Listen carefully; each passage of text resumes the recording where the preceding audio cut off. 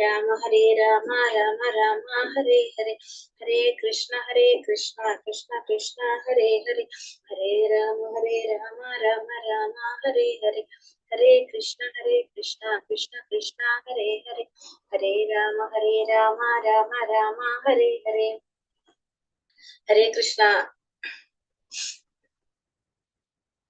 ഹരേ Krishna. Shri Shri Radha Govind temple ISKCON മാംഗ്ലൂരിന്റെ Bhagavatam ക്ലാസ്സിലേക്ക് സ്വാഗതം. ഹരേ കൃഷ്ണ. ഓം നമോ ഭഗവതേ വാസുദേവായ, ഓം നമോ ഭഗവതേ വാസുദേവായ, ഓം നമോ ഭഗവതേ വാസുദേവായ. ഓം അജ്ഞാനതിമിരാന്ധസ്യ ജ്ഞാനാഞ്ജനാശലാകയ ചക്ഷുരുന്മീലിതം യേന തസ്മൈ ശ്രീ ഗുരവേ നമഃ. നമോ വിഷ്ണുപാദായ കൃഷ്ണപ്രേഷ്ഠായ ഭൂതലേ ശ്രീമതേ ഭക്തിവേദാന്ത സ്വാമിനിതി നാമിനേ. നമസ്തേ സാരസ്വതേ ദേവേ ഗൗരവാണി പ്രചാരിണേ നിർവിശേഷ ശൂന്യവാദി പാശ്ചാത്യ ദേശകാരിണേ. ജയ ശ്രീ കൃഷ്ണ ചൈതന്യ പ്രഭു നിത്യാനന്ദ ശ്രീ അദ്വൈത ഗദാധര ശ്രീവാസാദി ഗൗരഭക്തവൃന്ദ. ഹരേ കൃഷ്ണ കൃഷ്ണ കൃഷ്ണ ഹരേ ഹരേ, ഹരേ രാമ രാമ രാമ ഹരേ ഹരേ. ഹരേ കൃഷ്ണ. നിഗമകൽപതരോർഗളിതം ഫലം സുഖമുഖാമൃതദ്രവ സംയുതം പിബത ഭാഗവതം രസമാലയം മുഹുരഹോ രസികാ ഭുവി ഭാവുകാഃ. നാരായണം നമസ്കൃത്യം നരം ചൈവ നരോത്തമം ദേവീം സരസ്വതീം വ്യാസം തതോ ജയമുദിരയേത്. നഷ്ടപ്രായേഷ ഭദ്രേഷു നിത്യം ഭാഗവത സേവയാ ഭഗവതേ ഉത്തമ ശ്ലോകേ ഭക്തിർഭവതി നൈഷ്ടകീ. കൃഷ്ണായ വാസുദേവായ ദേവകീ നന്ദനായ ച നന്ദഗോപകുമാരായ ഗോവിന്ദായ നമോ നമഃ. ഹരേ കൃഷ്ണ കൃഷ്ണ കൃഷ്ണ ഹരേ ഹരേ, ഹരേ രാമ രാമ രാമ ഹരേ ഹരേ. ഹരേ കൃഷ്ണ. ശ്രീ ശ്രീ രാധാ ഗോവിന്ദ് ടെമ്പിൾ ഇസ്കോൺ മാംഗ്ലൂരിന്റെ ഭാഗവതം ക്ലാസ്സിലേക്ക് എല്ലാവർക്കും സ്വാഗതം. ഹരേ കൃഷ്ണ. എല്ലാവർക്കും പ്രണാമം. ഹരേ കൃഷ്ണ മാതാജി ഹരേ കൃഷ്ണ മാതാജി പ്രണാമം. ഹരേ കൃഷ്ണ. ഹരേ കൃഷ്ണ. എല്ലാവർക്കും പ്രണാമം. അപ്പൊ നമ്മള് ഇന്നലെ മാതാജി പ്രണാമം. ഇന്നലെ 6ാമത്തെ ശ്ലോകം ജസ്റ്റ് തുടങ്ങിയിട്ട് നമ്മൾ നിർത്ത ചെയ്തത് അല്ലെ. 3ാമത്തെ കംപ്ലീറ്റ് ചെയ്തു. 3ാമത്തെ മാതാജി എടുത്തതിന്റെ കംപ്ലീറ്റ് ചെയ്തു. 4ാമത്തെ ഫുൾ എടുത്തു. 5ാമത്തെ കുറച്ച് നോക്കി. അപ്പൊ നമ്മൾ ഇന്നലെ എന്താ കണ്ടത്? നമ്മൾ ഇന്നലെ ഏത് ശ്ലോകം? 3ാമത്തെ ശ്ലോകത്തില് 3ാമത്തെ ശ്ലോകം നമ്മൾ കണ്ടു. അതായത് ആരെയാണ്? സുഷുഗദേവ ഗോസ്വാമിയെ പ്രണമിക്കുന്ന ശ്ലോകമാണ് നമ്മൾ കണ്ടത് അല്ലെ. അത് കഴിഞ്ഞിട്ട് 4ാമത്തെ ശ്ലോകം എന്താണ് പറഞ്ഞത്? 4ാമത്തെ ശ്ലോകത്തിൽ എന്തിനെ കുറിച്ചാ പറഞ്ഞത് ഇന്നലെ? മാതാജി മ്യൂട്ടാണ്. വസന്ത മാതാജി മ്യൂട്ട്. ഭാഗവത പാരായണം ചെയ്യുന്നതിന് മുമ്പ് അതെ, ഭാഗവതം പാരായണം ചെയ്യുന്നതിന് മുന്നേ നമ്മൾ ആരെയൊക്കെ നമസ്കരിക്കണം എന്നുള്ളത്. ആരൊക്കെ നമസ്കരിക്കേണ്ടത്? ഭഗവാൻ കൃഷ്ണനെയും നാരായണന്മാരെയും വേദവ്യാസൻ. വേദവ്യാസന്. ആരൊക്കെയാണ്? സരസ്വതി ദേവി, വ്യാസഭഗവാൻ, നരനാരായണനെയും പരമോത്തമ പുരുഷനായ ഭഗവാനെയും വ്യാസദേവനെയും പ്രണമിക്കണം. നാരായണനെ, ഭഗവാൻ കൃഷ്ണനെ നമസ്കരിക്കാൻ പറഞ്ഞു. പിന്നെ നരോത്തമന്മാരായിട്ടുള്ള ആരാണ്? നരനാരായണന്മാര്, സരസ്വതി ദേവിയെ, വിദ്യാദേവിയെ, വ്യാസദേവനെ. ഇത്ര പേരെ നമസ്കരിച്ചിട്ട് വേണം നമ്മൾ എന്ത് ചെയ്യാനായിട്ട് പറഞ്ഞു? പ്രണമിക്കണം എന്നുള്ളത് നമ്മൾ കണ്ടു ഇന്നലെ. അത് കഴിഞ്ഞ് അടുത്ത ശ്ലോകം നമ്മൾ കുറച്ച് നോക്കിണ്ടായിരുന്നു. അതിൽ തുടങ്ങാം. ഹരേ കൃഷ്ണ. 5ാമത്തെ അല്ലേ? 5ാമത്തെ മാതാജി. ഹരേ കൃഷ്ണ. ഹരേ കൃഷ്ണ. ഓം നമോ ഭഗവതേ വാസുദേവായ. മുനയാ സാധു പൃഷ്ടോഹം ഭവദ്ഭിർലോകമംഗളം യത്കൃതാ കൃഷ്ണ സംപ്രശ്നോ യേനാത്മാ സുപ്രസീദതി. വായിച്ചോളൂ എല്ലാവരും കൂടി.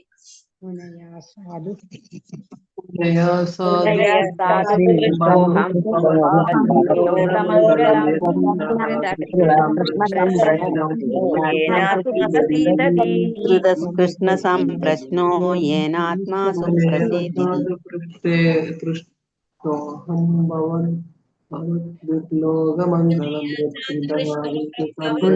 സാധു പൃഷ്ടോഹം ഭവദ്ഭിർലോകമംഗളം കൃഷ്ണ സംപ്രശ്നോ യേനാത്മാ സുപ്രസീദതി.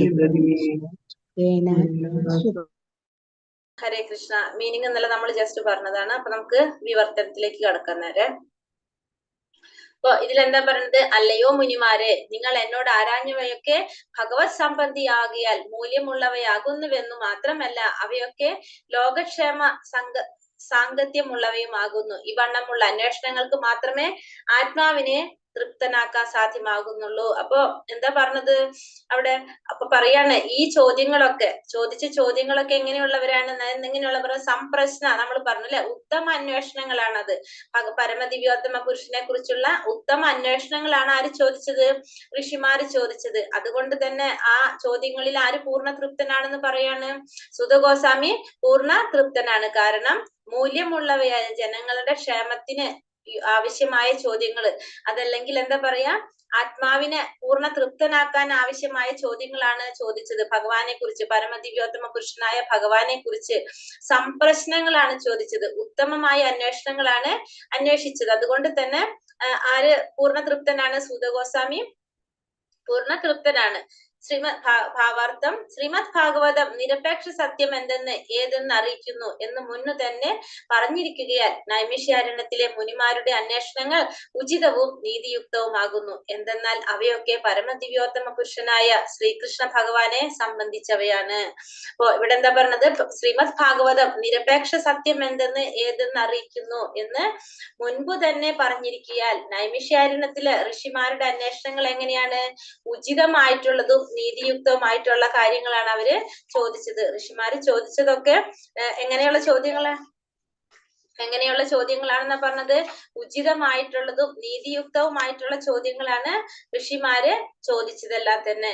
അതുകൊണ്ട് തന്നെ അത് നമ്മൾ പറഞ്ഞു, ഭഗവാനെ കുറിച്ച്, ഭഗവാനുമായി ബന്ധപ്പെട്ട് സംപ്രശ്നങ്ങള്, ഉത്തമമായുള്ള ചോദ്യങ്ങളാണ് ഇവിടെ ചോദിച്ചത്. എന്തെന്നാൽ അവയൊക്കെ പരമദിവ്യോത്തമ പുരുഷനായ ശ്രീകൃഷ്ണ ഭഗവാനെ സംബന്ധിച്ചവയാണ്. ചോദിച്ചതെല്ലാം എന്താണ്? ഭഗവാനെ കുറിച്ച് സംബന്ധിക്കുന്ന ചോദ്യങ്ങളാണ് ചോദിച്ചത്. ഭഗവത്ഗീതയിൽ 15:15 സർവ്വവേദങ്ങളിലൂടെയും അറിയേണ്ടത് എന്നെ തന്നെയാണെന്ന് അരുളി ചെയ്യുന്നു. അപ്പൊ ഭഗവത്ഗീത 15-ാമത്തെ അധ്യായത്തില് 15-ാമത്തെ ശ്ലോകത്തിൽ എന്താ പറയണത്? വേദൈശ്ച സർവൈരഹമേവ വേദ്യോ വേദാന്തകൃത് വേദവിദേഹ ചാഹം അല്ലെ. എല്ലാ വേദങ്ങളിലൂടെയും അറിയുന്നത് ആരെ കുറിച്ചാണ്? ഭഗവാനെ കുറിച്ചാണ് അറിയേണ്ടത്. എല്ലാ വേദങ്ങളും ലക്ഷ്യം എന്താണ്? ഭഗവാനെ കുറിച്ച് അറിയാനുള്ളതാണ്. അതുകൊണ്ട് തന്നെ ഭഗവത്ഗീതയില് പറയുന്നത് അതാണ്, എല്ലാ വേദങ്ങളിലൂടെയും അറിയേണ്ടത് ഭഗവാനെ കുറിച്ചാണെന്ന് അരുളി ചെയ്യുന്നു. സർവ്വവേദങ്ങളും ശ്രീകൃഷ്ണ ഭഗവാൻ ആരെന്ന അന്വേഷണ വ്യഗ്രതയുണ്ടാക്കുന്നവയല്ലാതെ മറ്റൊന്നുമല്ലെന്ന് പരമദിവ്യോത്തമൻ പുരുഷൻ അരുളി ചെയ്യുന്നു. അപ്പൊ എല്ലാ വേദങ്ങളുടെ എല്ലാം ലക്ഷ്യം ഭഗവാനെ കുറിച്ച് മനസ്സിലാക്കുക എന്നുള്ളതാണ്. അപ്പൊ അതല്ലാതെ വേറൊന്നുമല്ല എന്നുള്ളത് ഭഗവാൻ ഇവിടെ അരുളി ചെയ്യാണ്. ആകിയാൽ അഖില പഠനങ്ങളുടെയും രത്നചുരുക്കം കൃഷ്ണ ഭഗവാനെ സംബന്ധിക്കുന്ന അന്വേഷണങ്ങളാണ്. അതുകൊണ്ട് തന്നെ അഖില വേദ പഠനങ്ങളുടെയും രത്നചുരുക്കം എന്താണ്? ഭഗവാനെ സംബന്ധിക്കുന്ന അന്വേഷണങ്ങളാണ് എല്ലാ വേദങ്ങളുടെയും രത്നചുരുക്കം. ലോകം മുഴുവൻ ചോദ്യോത്തരങ്ങൾ കൊണ്ട് നിറഞ്ഞിരിക്കുന്നു. ചോദ്യോത്തരങ്ങളിൽ പക്ഷികളും മൃഗങ്ങളും മനുഷ്യരുമെല്ലാം വ്യാപൃതരായിരിക്കുന്നു. പ്രഭാതത്തിൽ കൂട്ടിലെ പക്ഷികൾ ചോദ്യോത്തരങ്ങളിൽ മുഴുകുന്നു. അതുപോലെ സായാഹ്നത്തിൽ മടങ്ങിയെത്തുന്ന അതേ പക്ഷികൾ ചോദ്യോത്തരങ്ങളിൽ വ്യഗ്രരാകുന്നു. മനുഷ്യരും രാത്രിയിൽ ഗാഠനിദ്രയിലല്ലാത്ത പക്ഷം ചോദ്യോത്തരങ്ങളിൽ വ്യാപരിക്കുന്നു. ചന്തയിലെ വ്യാപാരികൾ ചോദ്യോത്തരങ്ങളിൽ വ്യാപൃതരായിരിക്കുന്നു. അതേപോലെ അഭിഭാഷകരും പാഠശാലയിലെയും കലാശാലയിലെയും വിദ്യാർത്ഥികളും അന്വേഷണ നിഗമനങ്ങളിൽ സദാ വ്യാപൃതരായിരിക്കുന്നു. പാർലമെന്റിലെ ജനപ്രതിനിധികളും രാഷ്ട്രീയക്കാരും പത്രപ്രതിനിധികളും ഒക്കെ ചോദ്യോത്തരങ്ങളിൽ മുഴുകിയിരിക്കുകയാണ്. ഇവിടെ എന്താ പറയണത്? ലോകം മുഴുവൻ എന്താണ്? ചോദ്യോത്തരങ്ങൾ കൊണ്ട് നിറഞ്ഞിരിക്കുകയാണ്. അപ്പോ നമ്മള് ആത്മീയ കാര്യങ്ങളാണ് നമ്മൾ പഠിക്കാൻ ആഗ്രഹിക്കുന്നെങ്കിൽ നമുക്ക് എന്തുണ്ടാവണം? ചോദ്യങ്ങൾ ഉണ്ടാവണം. ചോദ്യങ്ങൾ ഉണ്ടെങ്കിൽ നമുക്ക് അതിന് എന്തുണ്ടാവും? ഉത്തരം ഉണ്ടാവും. അങ്ങനെ ആ ചോദ്യോത്തരങ്ങളിലൂടെയാണ് നമുക്ക് എന്ത് ചെയ്യാൻ സാധിക്കുന്നത്? മുന്നേറാനായിട്ട് സാധിക്കും. നമുക്കറിയാം, ഇപ്പൊ വ്യാസദേവന്റെ എല്ലാ ഗ്രന്ഥങ്ങളും എടുത്തു നോക്കിയാലും, ഭഗവത്ഗീത എടുത്താലും ഭാഗവതം എടുത്താലും അതിലൊക്കെ എന്താണ്? ചോദ്യോത്തരങ്ങളാണ് നമ്മൾ കാണാൻ സാധിക്കുന്നത് അല്ലെ. കാരണം ആത്മീയമായ ഗ്രന്ഥങ്ങൾ, ആത്മീയമായിട്ട് ഉന്നതി നമ്മൾ ആഗ്രഹിക്കുന്നുണ്ടെങ്കിൽ നമുക്ക് എന്തുണ്ടാവണം? നമ്മുടെ ഉള്ളിൽ സംശയങ്ങൾ ഉണ്ടാവണം, നമ്മുടെ ഉള്ളിൽ ചോദ്യങ്ങൾ ഉണ്ടാവണം. എന്നാൽ മാത്രമേ നമ്മളുടെ സംശയങ്ങളൊക്കെ ദൂരീകരിച്ച് നമുക്ക് എങ്ങോട്ട് സാധിക്കുള്ളൂ? ആത്മീയമായിട്ട് മുന്നേറാനായിട്ട് സാധിക്കുള്ളൂ. അപ്പൊ അവിടെ നമുക്ക് ചോദ്യോത്തരങ്ങൾ അത്യാവശ്യം. പക്ഷെ എങ്ങനെയുള്ള ചോദ്യങ്ങളായിരിക്കണം ചോദിക്കേണ്ടത് നമ്മൾ ആദ്യം കണ്ടിട്ടുണ്ട് ഇല്ലേ? എങ്ങനെയുള്ള ചോദ്യങ്ങളായിരിക്കണം ചോദിക്കേണ്ടത്? സ്പീഡ് കൂടുന്നുണ്ടോ? ഹരേ കൃഷ്ണ. ഹരേ കൃഷ്ണ മാതാജി. ഇല്ല, കുഴപ്പമില്ല. അപ്പൊ നമ്മള് കണ്ടിട്ടുണ്ട്, നമ്മള് അതിന് മുന്നത്തെ അധ്യായത്തിൽ ഏത് ശ്ലോകത്തിൽ നമ്മൾ കണ്ടിട്ടുണ്ട് എന്താണ് നമ്മൾ ചോദിക്കേണ്ട ചോദ്യങ്ങൾ എങ്ങനെയായിരിക്കണം ആ വ്യക്തിയോട്, നമ്മൾ ഗുരുവിനോട് നമ്മൾ ചോദ്യങ്ങൾ ഉന്നയിക്കേണ്ടത് നമുക്ക് മനസ്സിലായിട്ടുണ്ട്. പക്ഷെ നമ്മൾ എന്ത് ചെയ്തിരിക്കണം, നമ്മളുടെ ഉള്ളിലുള്ള സംശയങ്ങൾ, ആത്മീയമായ കാര്യങ്ങളിൽ നമുക്ക് മുന്നേറണമെങ്കിൽ നമ്മുടെ ഉള്ളിലെ സംശയങ്ങൾ നമ്മൾ തീർത്തിട്ട് വേണം പോകാനായിട്ട്. പക്ഷെ ഇവിടെ എന്താ പറയുന്നത്, ചോദ്യോത്തരങ്ങൾ, പക്ഷികളും മൃഗങ്ങളും മനുഷ്യരും എല്ലാതും എന്തിലിരിക്കുന്ന വ്യാപൃതരായിരിക്കണം, ചോദ്യോത്തരങ്ങളില് ചോദ്യോത്തരങ്ങളിൽ വ്യാപൃതരായിക്കൊണ്ടിരിക്കുകയാണ്. പക്ഷികൾ ചോദ്യങ്ങളിൽ മുഴുകുന്നു, വൈകുന്നേരം മടങ്ങിയെത്തുമ്പോഴും അതേ പക്ഷികൾ എന്താ ചെയ്യണം, ചോദ്യോത്തരങ്ങളിൽ വ്യഗ്രതരാകുന്നു. മനുഷ്യരും ഇതേപോലെ തന്നെ ചോദ്യോത്തരങ്ങളില് വ്യാപരിക്കുന്നു. ചന്തയിലെ വ്യാപാരികൾ എല്ലാവരും എന്താണ്, ചോദ്യോത്തരങ്ങളില് മുഴുകിയിരിക്കുകയാണ്. അത്തരം അന്വേഷണങ്ങൾ പ്രത്യുത്തരങ്ങളും ജീവിതത്തിൽ ഉടനീളം വ്യാപരിക്കുന്നുണ്ടെങ്കിലും അവർ ഒരിക്കലും സംതൃപ്തരാകുന്നില്ല. കൃഷ്ണ സംബന്ധ വിഷയങ്ങളിൽ അനുയോജ്യമായ വണ്ണം ഉത്തരം ലഭിക്കുക വഴി മാത്രമേ ആത്മീയ സംതൃപ്തി പ്രാപ്തമാകുകയുള്ളൂ. അപ്പൊ ഇങ്ങനെ പലതരത്തിലുള്ള ചോദ്യങ്ങൾ, പക്ഷികളും മൃഗങ്ങളും മനുഷ്യരും അഭിഭാഷകര്, കുറെ ഗ്രൂപ്പുകൾ പറഞ്ഞില്ലേ നമ്മള്, അഭിഭാഷകര്, പാഠശാലയില് കലാശാലയില് വിദ്യാർത്ഥികൾ, ഇവരൊക്കെ ചോദിക്കുന്നുണ്ടെങ്കിലും അതിനെല്ലാം സംതൃപ്തമായിട്ടൊരു ഉത്തരം ലഭിക്കുന്നില്ല. അപ്പൊ ചോദ്യങ്ങൾ ഇങ്ങനെ ചോദിക്കുന്നു എന്നല്ലാതെ അതിനൊന്നും ഒരു തൃപ്തി വരത്തക്ക മാർക്കും എന്ത് കിട്ടുന്നില്ല, ഒരു ഉത്തരം ലഭിക്കുന്നില്ല. പക്ഷെ കൃഷ്ണ വിഷയമായ കൃഷ്ണ സംബന്ധമായ വിഷയങ്ങളിൽ അനുയോജ്യമായ വണ്ണം ഉത്തരം ലഭിക്കുക വഴി മാത്രമേ ആത്മസംതൃപ്തി പ്രാപ്തമാകാനായിട്ട് സാധിക്കുള്ളൂ. അപ്പൊ നമ്മള് കൃഷ്ണ ഭഗവാനുമായിട്ട് ബന്ധപ്പെട്ട വിഷയങ്ങളില് നമുക്ക് ഉത്തരം ലഭിക്കുക വഴി, നമ്മൾ പറഞ്ഞു ചോദ്യങ്ങൾ ചോദിക്കുക. നമ്മള് ഇപ്പൊ വ്യാസദേവന്റെ ഗ്രന്ഥങ്ങൾ എടുത്ത് നമ്മൾ പറഞ്ഞില്ലേ ചോദ്യങ്ങൾ, ഭഗവത്ഗീത എങ്ങനെയാണ്, അർജുനൻ ചോദിക്കുന്നു, ഭഗവാൻ ഉത്തരം പറയുന്നു അല്ലെ. ഇതിലും ഇതേപോലെ തന്നെ ആരാണ്, ഋഷിമാര് ചോദ്യങ്ങൾ ചോദിക്കാണ്, അതിന് ഉത്തരം സൂതഗോസ്വാമി പറഞ്ഞു കൊടുക്കുന്നുണ്ട്. അങ്ങനെയാണ് നമ്മളിപ്പോ ഭാഗവതം നമ്മൾ കണ്ടുകൊണ്ടിരിക്കുന്നത്. അങ്ങനെ ഓരോരുത്തർ ചോദ്യങ്ങൾ ചോദിക്കുന്നതിനനുസരിച്ച് ഇതിൽ ഉത്തരങ്ങളൊക്കെ കൊടുക്കുകയാണ് ചെയ്യുന്നത്. അപ്പൊ ഇതിലൊക്കെ എങ്ങനെയാണ്, സംശയങ്ങൾ ചോദിക്കുന്നു, അതിനുള്ള മറുപടികൾ കൊടുത്തുകൊണ്ടിരിക്കുകയാണ്. അപ്പം നമുക്ക് ആത്മീയമായിട്ട് ഉയരാൻ ആഗ്രഹിക്കുന്നുണ്ട്, ആത്മീയമായിട്ട് എന്ന് വെച്ചാൽ ആത്മസംതൃപ്തി കിട്ടണം, നമുക്ക് ആത്മസാക്ഷാത്കാരം നേടാൻ ആഗ്രഹിക്കുന്നെങ്കിൽ, അതായത് ഭഗവാനെ കുറിച്ച് സംബന്ധിച്ച വിഷയങ്ങളിൽ അനുയോജ്യമായ വണ്ണം ഉത്തരം ലഭിക്കുക വഴി മാത്രമേ നമുക്ക് എന്ത് കിട്ടുള്ളൂ, ആ ആത്മസംതൃപ്തി നമുക്ക് പ്രാപ്തമാക്കാനായിട്ട് സാധിക്കുന്നുള്ളൂ. കൃഷ്ണൻ നമ്മുടെ ഉറ്റ സുഹൃത്തും യജമാനനും പുത്രനും പ്രേമഭാജനവും ഒക്കെയാണ്. കൃഷ്ണനെ വിസ്മരിക്കുകയാൽ സമാധാനം ഉണ്ടാക്കേണ്ടതായ നിരവധി പ്രശ്നങ്ങൾ നാം സൃഷ്ടിച്ചിരിക്കുന്നു എന്ന് മാത്രമല്ല അവയ്ക്കൊന്നും തന്നെ നമുക്ക് പൂർണ്ണ പോംവഴി കണ്ടെത്താനാകുന്നില്ല. അപ്പോ ഭഗവാൻ ആരാണ്, ഭഗവാൻ നമ്മുടെ ഉറ്റ സുഹൃത്താണ്, യജമാനനാണ്, പുത്രനാണ്, പ്രേമഭാജനമൊക്കെയാണ്.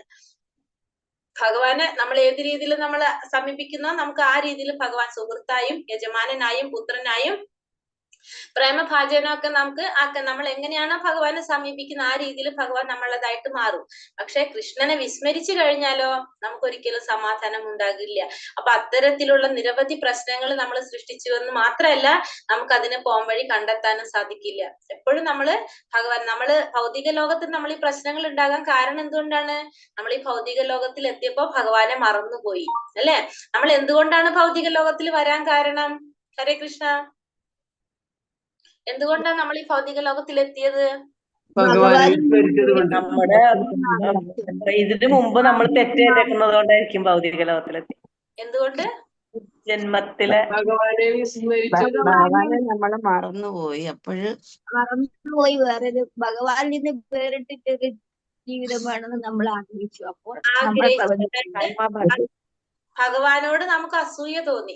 നമ്മളും ഭഗവാനൊക്കെ എവിടെ തന്നെ ആയിരുന്നു, ആത്മീയ ലോകത്തിൽ തന്നെ ആയിരുന്നു അല്ലെ, ഭഗവാന്റെ ലോകത്തിലായിരുന്നു. നമ്മൾ അതുകൊണ്ടാ തിരിച്ചു പോണെന്നാ പറയുന്നത്. നമ്മളെപ്പോഴും ശ്രദ്ധിച്ചിട്ടുണ്ടോ, നമുക്ക് ആത്മസാക്ഷാത്കാരം നേടി ഭഗവാന്റെ ലോകത്തിലേക്ക് നമുക്ക് തിരിച്ചു പോകണമെന്നാ നമ്മൾ പറയപ്പോഴും. അതായത് നമ്മളപ്പോ എവിടെയായിരുന്നു, ഭഗവാന്റെ ലോകത്തിലായിരുന്നു നമ്മൾ. പക്ഷെ നമുക്ക് എന്ത് തോന്നി, കാരണം ഭഗവാനാണ് സർവ അധിപതി, എല്ലാത്തിന്റെയും അധിപതി ഭഗവാനാണ്, പരമഭോക്താവ് ഭഗവാനാണ് എന്ന് നമുക്കറിയാം. പക്ഷെ നമുക്ക് എന്ത് തോന്നി, എന്തുകൊണ്ട് നമുക്ക് ഇതൊക്കെ അനുഭവിച്ചുകൂടാ എന്ന് നമുക്ക് തോന്നിപ്പോയി. ഭഗവാനോട് ഒരു അസൂയ നമുക്ക് വന്നു. അപ്പൊ ഭഗവാൻ എന്ത് ചെയ്തു, ഒരു ഭൗതിക ലോകം സൃഷ്ടിച്ച് നമുക്ക് സ്വതന്ത്രമായിട്ട് നമ്മൾ ഇഷ്ടത്തിന് അനുഭവിക്കാൻ വേണ്ടിട്ട് നമ്മൾ അസൂയ തോന്നിയവരെ മുഴുവൻ ഭൗതിക ലോകത്തിലേക്ക് പറഞ്ഞയച്ചു. അപ്പൊ നമുക്ക് മനസ്സിലായല്ലോ നമ്മൾ ഈ ഭൗതിക ലോകത്തിലുള്ളവരൊക്കെ എന്താണെന്നുള്ളത്, അസൂയ കൊണ്ട് വന്നതാ നമ്മളിവിടെ. ഇവിടേക്ക് എത്തിയപ്പോ നമ്മൾ ഭഗവാനെ മറന്നു. ഇപ്പൊ നമ്മൾ ഭഗവാനെ മറന്നു. എന്നിട്ട് ഭഗവാൻ എന്ത് ചെയ്തു? അടുത്തത് കുറെ വേദങ്ങളും ശാസ്ത്രങ്ങളൊക്കെ നമുക്ക് തന്നു. എന്തിന്? അതുപടി അത് പഠിച്ച് മനസ്സിലാക്കാൻ, ഭഗവാൻ ആരാണെന്നും ഭഗവാനിലേക്ക് ഭഗവാൻ തിരിച്ചെത്താൻ വേണ്ടി. ബന്ധവും എന്താണെന്ന് മനസ്സിലാക്കി തിരിച്ച് നമ്മൾ അവിടെ എത്താനുള്ള വഴി ഭഗവാൻ ആക്കി തന്നു. പക്ഷെ എന്താ നിർഭാഗ്യം കൊണ്ട് നമ്മൾ അതൊന്നും കാണുന്നില്ല. നമ്മളിവിടെ വന്നപ്പോ എന്താണ്? നമ്മളിവിടെ കുറെ ദുഃഖങ്ങളും സുഖങ്ങളും ഒക്കെ അനുഭവിച്ച് നമ്മളെ ധാരണയിൽ കുറെ സുഖങ്ങൾ അനുഭവിക്കാണ്. പക്ഷെ ശരിക്കും എന്താണ് ഈ ഭൗതിക ലോകം ദുഃഖാലയത്തിൽ നമ്മളിങ്ങനെ ആ സംസാര സാഗരത്തില് കിടന്ന് കഷ്ടപ്പെട്ടുകൊണ്ടിരിക്കുകയാണ് നമ്മള്. അതിനുള്ള വഴിയാണ് ഭഗവാൻ ഇതിൽ നമുക്ക് പറഞ്ഞു തരാം. അല്ലാണ്ട് ഭഗവാൻ ഇതുകൊണ്ട് വല്ല കാര്യമുണ്ടോ പറയുന്നത് കൊണ്ട്? പക്ഷെ നമ്മളെ തിരിച്ചങ്ങോട്ട് കൊണ്ടുപോകാൻ വേണ്ടിയിട്ടാണ് ഭഗവാൻ ഇതൊക്കെ ചെയ്യണത്. എങ്ങനെയാ? നമ്മളിപ്പോ കുട്ടികളില് ഒരു വലിയൊരു കുട്ടി വീട്ടിൽ അച്ഛനോട് അമ്മനോട് വഴക്കിട്ട് പോയി കഴിഞ്ഞാൽ അച്ഛൻ എന്ത് ചെയ്യും?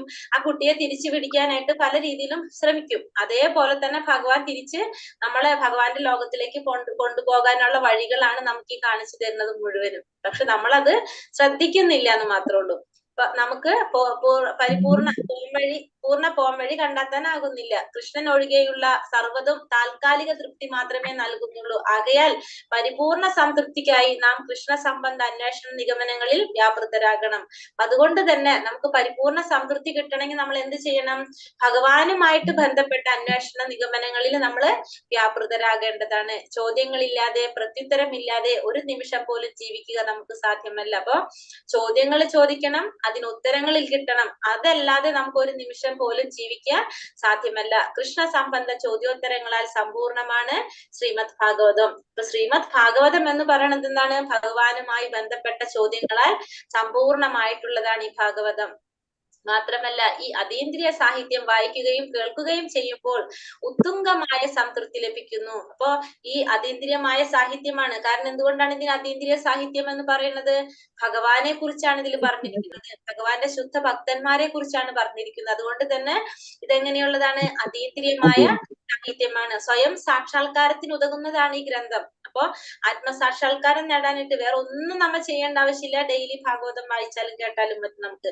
അത്രയും സ്വയം സാക്ഷാത്കാരത്തിന് ഉതകുന്നതാണ് ഭാഗവത ഗ്രന്ഥം. അത്രയും മഹാത്മ്യമുള്ള ഒരു ഗ്രന്ഥമാണ് ഭാഗവതം. ഭഗവാൻ സ്വയമാണ് അല്ലെ, വ്യക്തിയാണ് ഭഗവാന്റെ വ്യക്തിരൂപത്തില്, ഭാഗവത ഗ്രന്ഥരൂപത്തിലാണ് ഭഗവാന്റെ അവതാരമാണ് എന്ത്? ഭാഗവതം എന്ന് പറയുന്നത്. നമ്മൾ പഠിച്ചിട്ടുണ്ടാവും അല്ലെ? ഭഗവാന്റെ ഓരോ ഭാഗങ്ങളാണ്. ഭഗവാന്റെ അറിയോ? പഠിച്ചിട്ടുണ്ടാവില്ല, പറഞ്ഞില്ലേ മാതാജി? കാരണം ഭഗവാന്റെ ഫസ്റ്റത്തെ സ്കന്ധം ഏതാണ്? ഭഗവാന്റെ പാദം അല്ലെ? അങ്ങനെ ഓരോ സ്കന്ധവും നമ്മൾ പറഞ്ഞിട്ടുണ്ട്. ഭഗവാന്റെ ഓരോരോ ഭാഗങ്ങളാണെന്നുള്ള അല്ലെ? ശരീരത്തിന്റെ ഓരോരോ ഭാഗങ്ങളായിട്ട് പാദങ്ങളാണ്. പിന്നെ അങ്ങനെ അങ്ങനെ നമ്മള് മുഖം എത്രാമത്തെ മുഖം, ഇരുമുഖം ഏത് സ്കന്ധം? ഭഗവാന്റെ ഓരോ ഭാഗങ്ങളായിട്ട് നമുക്കറിയാം. മാത്രമല്ല ഈ അതീന്ദ്രിയ സാഹിത്യം വായിക്കുകയും കേൾക്കുകയും ചെയ്യുമ്പോൾ ഉത്തുംഗമായ സംതൃപ്തി ലഭിക്കുന്നു. ശ്രീമദ് ഭാഗവതാഭ്യാസനം നിശ്ചയമായും നടത്തേണ്ടതും അങ്ങനെ സാമൂഹ്യ രാഷ്ട്രീയ മതസംബന്ധമായ സമസ്ത പ്രശ്നങ്ങൾക്കും പരിപൂർണ പരിഹാരം ഉണ്ടാക്കേണ്ടതുമാകുന്നു. അപ്പോ ശ്രീമദ് ഭാഗവത അഭ്യാസനം നിശ്ചയമായും നടത്തേണ്ടതാണ്. അതുകൊണ്ടാണ് നമ്മൾ പറയുന്നത് നിത്യം ഭാഗവത സേവയെന്ന് പറയുന്നത്. നിത്യവും നമ്മൾ ഭാഗവതം വായിക്കുക, പഠിക്കുക ചെയ്തു കഴിഞ്ഞാൽ എന്താണ്? സാമൂഹ്യമായിട്ടുള്ള, രാഷ്ട്രീയമായിട്ടുള്ള, മതസംബന്ധമായ എല്ലാ പ്രശ്നങ്ങൾക്കും പരിപൂർണ പരിഹാരം ഉണ്ടാക്കേണ്ടതാകുന്നു. ശ്രീമദ് ഭാഗവതവും ശ്രീകൃഷ്ണനും സർവചരാചരങ്ങളുടെയും രത്നചുരുക്കമാകുന്നു. അപ്പൊ നമ്മൾ പറഞ്ഞു, ഭൗതികമായിട്ടുള്ള പ്രശ്നങ്ങൾക്ക്, ഏത് തരത്തിലുള്ള പ്രശ്നങ്ങൾക്കും പരിഹാരം കാണാനായിട്ട് നമ്മൾ എന്ത് ചെയ്യണം? ഡെയിലി ഭാഗവതം വായിക്കണം, ഭാഗവതം കേൾക്കണം. അപ്പൊ അത് എങ്ങനെയുള്ളവരിൽ നിന്നാണ് അത് കേൾക്കേണ്ടത്? ശുദ്ധ ഭക്തന്മാരിൽ നിന്നായിരിക്കണം, അല്ലെങ്കിൽ ഗുരുപരമ്പരയിൽ നിന്ന് വന്ന വ്യക്തികളിൽ നിന്നായിരിക്കണം നമ്മൾ എന്ത് ചെയ്യേണ്ടത്? ഭാഗവത ശ്രവണം നടത്തേണ്ടത്. അപ്പോ അങ്ങനെ ഡെയിലി നമ്മൾ ഭാഗവതം ശ്രവിച്ചു കഴിഞ്ഞാൽ എന്താണ് സംഭവിക്കുന്നത്? നമുക്ക് ഭൗതികമായിട്ടുള്ള എല്ലാ പ്രശ്നങ്ങൾക്കും പരിഹാരം കാണാനായിട്ട് സാധിക്കും. ഭാഗവതവും ശ്രീമദ് ഭാഗവതവും ശ്രീകൃഷ്ണനും സർവചരാചരങ്ങളുടെയും രക്തചുരുക്കമാകുന്നു. അടുത്ത ശ്ലോകത്തിലേക്ക് പോകാം. ഹരേ കൃഷ്ണ. ഓം നമോ ഭഗവതേ വാസുദേവായ. സവൈ പുംസാം പരോ ധർമ്മ യഥോ ഭക്തിർ അധോക്ഷജേ അഹൈതുകീയ പ്രതീഹത യയാത്മാ സുപ്രസീദതി. സവൈ പുംസാം പരോ ധർമ്മ യഥോ ഭക്തിർ അധോക്ഷജേ അഹൈതുകീയ പ്രതീഹത യയാത്മാ സുപ്രസീദതി. വായിച്ചോളൂ എല്ലാവരും. പുംസാം പരോ ധർമ്മോ യഥോ ഭക്തി തഥോ പരോ ധർമ്മോ യഥോ ഭക്തിർവൈ പുംസാം പരോ ധർമ്മോ ഹരേ കൃഷ്ണ.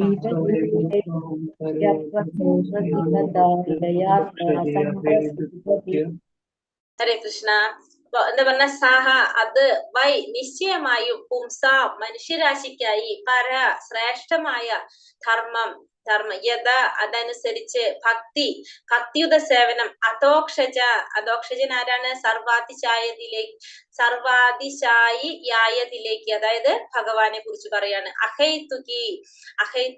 അഹൈതുകാന്ന് അപ്രതീഹത പ്രതിബന്ധങ്ങളില്ലാത്ത നിർവിഘ്നം അതിൻ പ്രകാരം ആത്മാവ് സുപ്രസീതതി പരിപൂർണ സംതൃപ്തനായി. ഇപ്പൊ ഇവിടെ എന്താ പറയുന്നത്?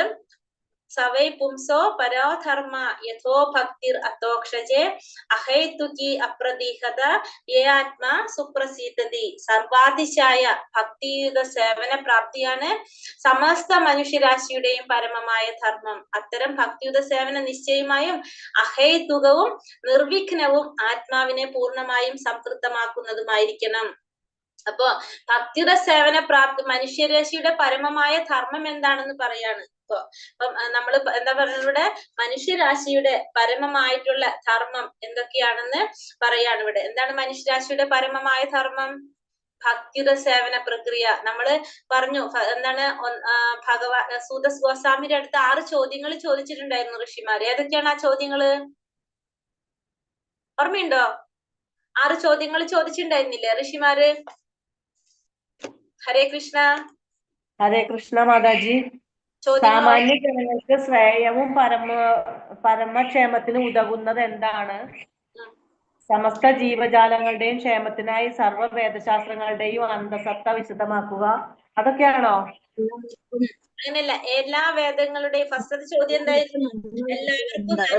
സാമാന്യ ജനങ്ങൾക്ക് ശ്രേയസ്സും പരമക്ഷേമത്തിന് ഉതകുന്നതുമായത് എന്താണ്? എല്ലാവർക്കും അതെ, എല്ലാവരുടെ ക്ഷേമത്തിനും ഉള്ളത്, എല്ലാവർക്കും നന്മ വരുത്തുന്നത് എന്താണ്? നന്മ വരുത്തുന്നത് എന്താണ്? അല്ലെ? എല്ലാ വേദങ്ങളുടെയും സമസ്ത വേദങ്ങളുടെയും ജീവജാലങ്ങളുടെയും ക്ഷേമത്തിനും വേദശാസ്ത്രങ്ങളുടെയും അന്തസത്ത എന്താണ്? വിശദമാക്കുക.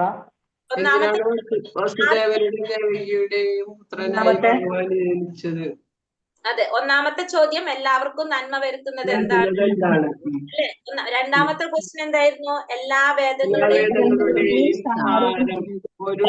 വേദശാസ്ത്രങ്ങളുടെ അന്തസത്ത എന്തിനാണ് ദേവകി വസുദേവരുടെ പുത്രനായിട്ട് ഭഗവാൻ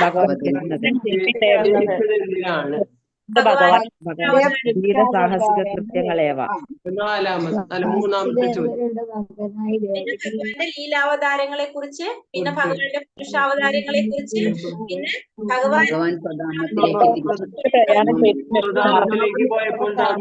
പ്രയാണം ചെയ്ത ശേഷം ധാർമ്മിക തത്വങ്ങൾ എവിടെ അഭയം പ്രാപിച്ചു? എവിടെയാണ് ധർമ്മം കുടികൊണ്ടത്? ഈ 6 ചോദ്യങ്ങളാണ് ഋഷിമാര് ചോദിച്ചത്. ഈ 6 ചോദ്യങ്ങൾ നമ്മൾ ഒന്നാമത്തെ അധ്യായത്തില് നമ്മൾ കണ്ടു. ഓരോരോ ശ്ലോകത്തിലായിട്ട് ഈ ചോദ്യങ്ങൾ ചോദിച്ചത്. അപ്പൊ ഇതിൽ ഒന്നാമത്തെ ചോദ്യം എന്തായിരുന്നു? എല്ലാവർക്കും നന്മ വരുത്തുന്നത് എന്താണ്? അതിനുള്ള ഉത്തരാണ് ഈ ശ്ലോകത്തില് പറഞ്ഞു കൊടുക്കുന്നത്. അപ്പൊ ഒന്നാമത്തെ ചോദ്യം എല്ലാവർക്കും നന്മ വരുത്തുന്നത് എന്താണ് എന്നാണ് ഫസ്റ്റത്തെ ചോദ്യം. അപ്പൊ അതിനുള്ള ഉത്തരം എന്താ പറയുന്നത്? സർവാതിശയായ ഭക്തിയുടെ സേവന പ്രാപ്തിയാണ് സമസ്ത മനുഷ്യരാശിയുടെയും പരമമായ ധർമ്മം. ആ 6 ചോദ്യങ്ങൾ എല്ലാവരും നോട്ട് ചെയ്ത് വെച്ചോളൂ. കാരണം വെച്ചിട്ടുണ്ടെങ്കിൽ ഇനി ഇതില് രണ്ടാമത്തെ അധ്യായത്തിൽ അതിന്റെ ഉത്തരങ്ങളെ പറഞ്ഞുകൊണ്ടിരിക്കുന്നു ഓരോരോ ഭാഗത്ത്. അപ്പൊ 6 ചോദ്യങ്ങൾ നമുക്ക് ഉണ്ടെങ്കിൽ നമുക്ക് അറിയാൻ പറ്റും അത് ഏതൊക്കെയാണ്. അപ്പൊ ഒന്നാമത്തത് നമുക്ക് നന്മ വരുത്തുന്നത് എന്താണെന്ന ചോദ്യം. അപ്പൊ എല്ലാവർക്കും നന്മ വരുത്തുന്നത് എന്താണ്? ഭക്തിയുടെ സേവനമാണ് എല്ലാവർക്കും നന്മ വരുത്തുന്നത്. ഭക്തിയുടെ സേവനം ചെയ്താലാണ് നമുക്ക് എന്ത് കിട്ടുന്നത്?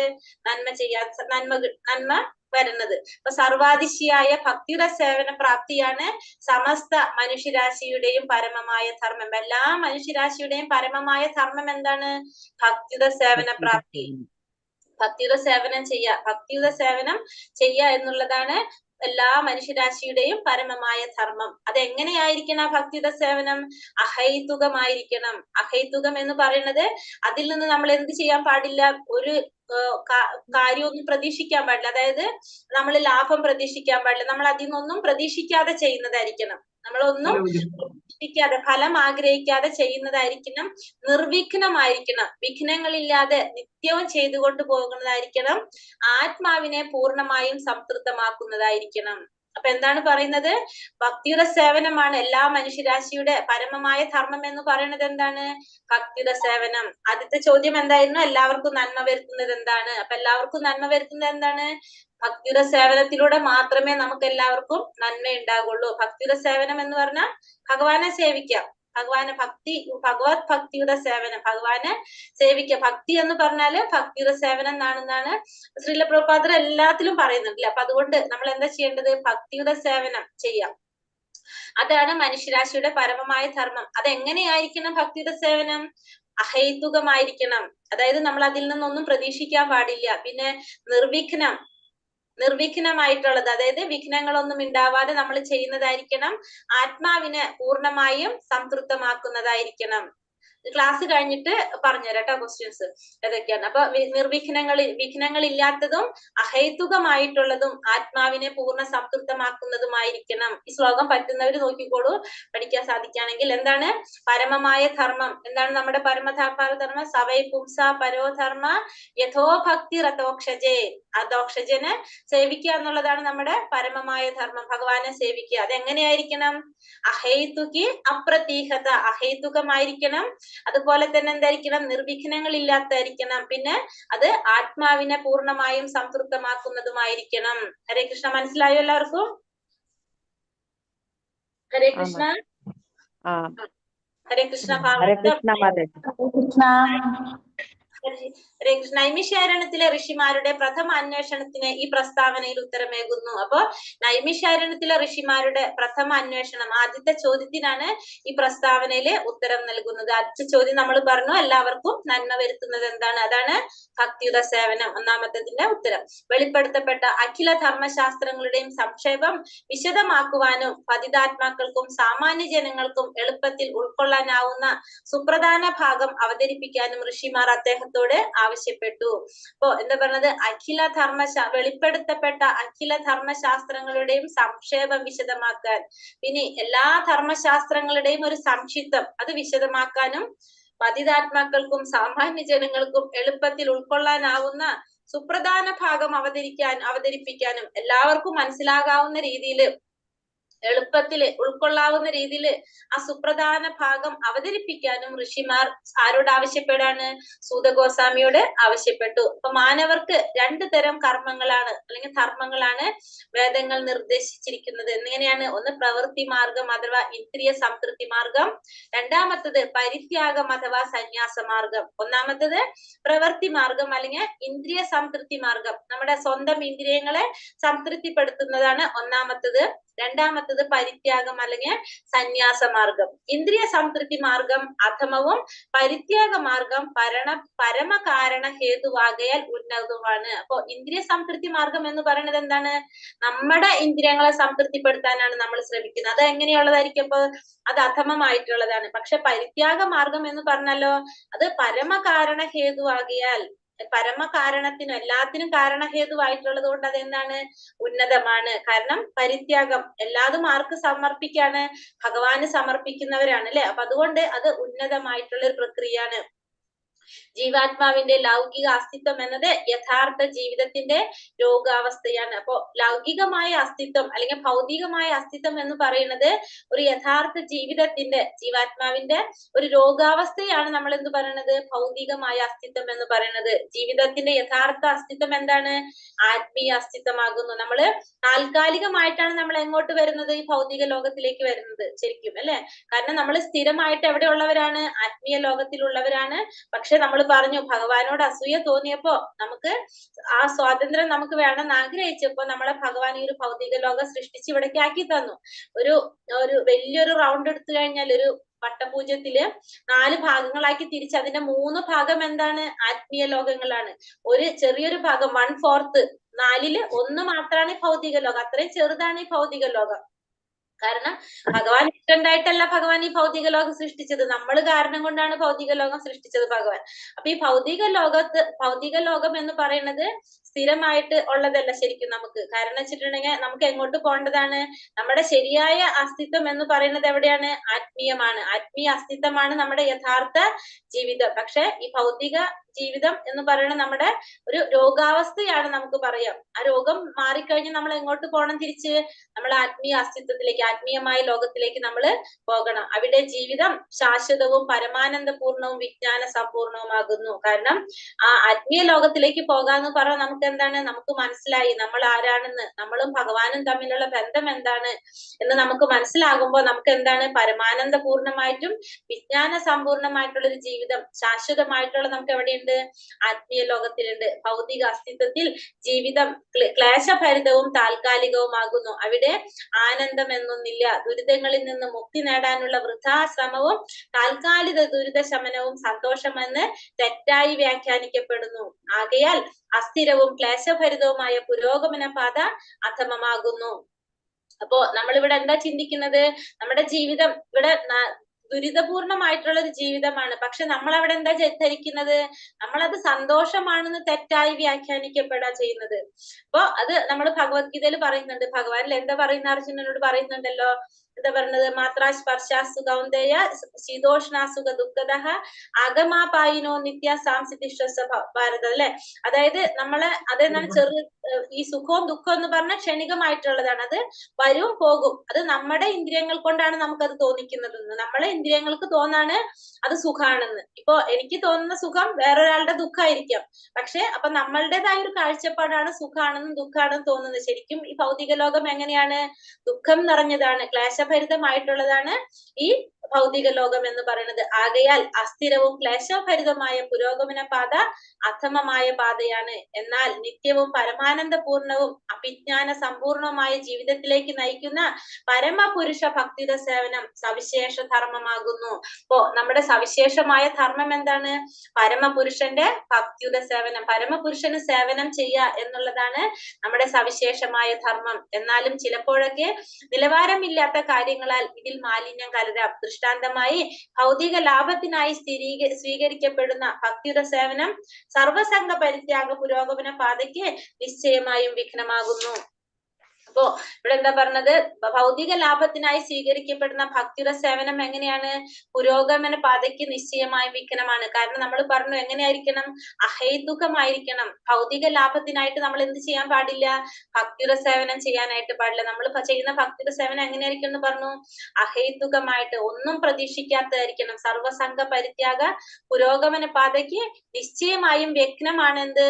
ഭൗതിക ലാഭത്തിനായി സ്വീകരിക്കുന്ന ഭക്തിയുടെ സേവനം. നമ്മൾ പറഞ്ഞു ഭക്തിയുടെ സേവനം അഹേതുകമാവണം എന്ന് പറഞ്ഞു. നമുക്ക് നിർത്താം അല്ലെ? സമയായില്ലേ? ഹരേ കൃഷ്ണ കൃഷ്ണ കൃഷ്ണ ഹരേ ഹരേ, ഹരേ രാമ